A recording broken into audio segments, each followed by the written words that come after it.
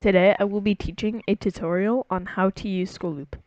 Now Schooloop is a way to view your child's grades remotely and on a website.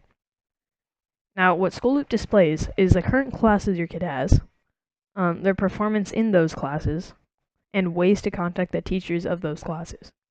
It also displays the current assignments that the students have due in the future. By clicking various tabs at the top, you can access Schooloop's different functions and always return to menu with this button. For example, to access the calendar of your students' due next assignments and previous assignments that were due earlier in the month, you click this button. Loopmail is the way to contact teachers and contact students using a Schooloop email system. How to access Loopmail is by clicking one of these buttons at the top that says Loopmail, or by clicking any of these smaller buttons along the side next to the teachers. What these smaller buttons do is allow you to email that specific teacher. Now what this big Loopmail button does is it allows you to email anyone that also has Loopmail.